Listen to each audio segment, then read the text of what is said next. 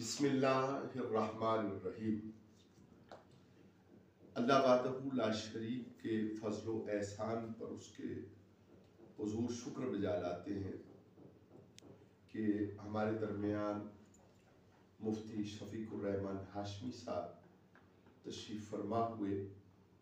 حال ہی میں آپ عمرہ شریف سے واپس تشریف لائے ہیں اور کسی جگہ صاحب ہم دیکھ رہے تھے کہ آپ فرما رہے تھے کہ آپ نے حضرت ام مکرم امام ابو طالب علیہ السلام کی وہاں زیارت کی اور کچھ محسوسات انہیں خود دہرانے کے بجائے آبا جی کی ایصال ثواب کی اس مختصر محفل میں ہم آپ ہی سے جاننا چاہیں گے کہ وہ کیا منظر ہے اور آپ کے کیا محسوسات ہیں اس مقام عالی کا جہاں امام عالی وقار امام ابو طالب علیہ السلام آسودہ رحمت و نور ہے، اس کے حوالے سے ہمیں بتائیے گا کہ کیا آپ نے محسوس کیا۔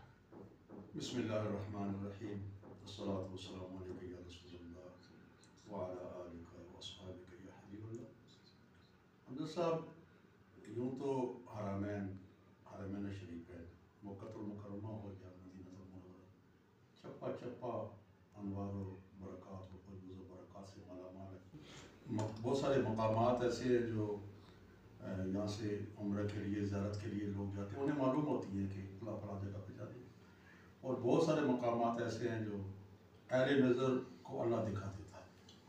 ماشاء اللہ۔ ہاں جی،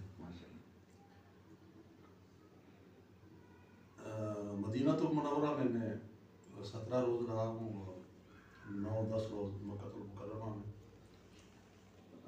3 مرتبہ جانا ہوا مجھے جنت المعلیٰ میں، جو مکہ المکرمہ کا قدیم اور مقدس ہستیوں کی زیارت گاہیں ہیں۔ تو واپس مکہ المکرمہ آنے سے ایک دن پہلے، چونکہ میری بیگم بھی میرے ساتھ تھی، تو انہیں حرم شریف مدینہ المنورہ میں مکہ المکرمہ میں ایک مخصوص جگہ پہ میں نے بٹھایا جہاں سے اٹھاتے نہیں ہیں، ورنہ اٹھا دیتے صفائی کے لیے۔ آپ یہاں پہ بیٹھے تو میں قبرستان سے ہو کے آتا ہوں، تو ویسے اس جگہ کو میں سمجھتا ہوں کہ قبرستان کہنا ہی نہیں چاہیے۔ کیا قبرستان تو ہم جیسے لوگوں کی وہ تو زیارت گاہیں ہیں ان مقدس ہستیوں کے جو ہمارے ماں باپ جن کے قربان بنائے، وَلَٰكِن لَا تَشْعُرُونَ سے بھی بلند مرتبہ منتقل کریے، جن کے وجہ وہ سبب بنی ہیں وہ ہستیاں ہمیں عزت دلانے کی۔ سبحان اللہ، سبحان اللہ۔ تو میں وہاں پہ گیا، زور کی نماز پڑھ کے تقریباً 2:15 بجے کا ٹائم تھا، گرمی تھی وہاں پہ ٹھیک ٹھاک، ایک میں اور 7 پرندے تھے، کبوتر تھے، اور کوئی بھی نہیں تھا۔ تو کوئی ضرورت مند وہاں کرسی بھی چھوڑ دیا تھا۔ نہیں، اس میں مجھے آپ اجازت دیں کہ اور کوئی نہیں تھا، نہیں وہ جو وجود رکھتے ہوئے نظر آتا ہے وہ اور کوئی نہیں تھا۔ ملائکہ کتنے تھے، غیر مرئی مخلوق کتنی تھی، وہ تو ہم شمار نہیں کر سکتے۔ جو نظر آ رہا ہے بس وہ میں بیان کر رہا ہوں، باقی تو وہاں پہ تو لاکھوں ملائکہ نزول و رحمت فرماتے ہیں۔ 2 دفعہ پہلے بھی گیا تھا تو یہی کچھ محسوس کیا تھا جب آخری مرتبہ گیا، لیکن یہ تھا ذہن میں کہ یہاں بہت سارے زائرین آتے ہیں اور قبرستان پہ مختلف مقدس ہستیوں کی قبور پہ شاید خوشبو چھڑکتے ہوں یا عطر وغیرہ، کیونکہ عرب والے خوشبو کو بہت پسند کرتے ہیں، قیمتی خوشبو ہوتی ہے ان کے پاس۔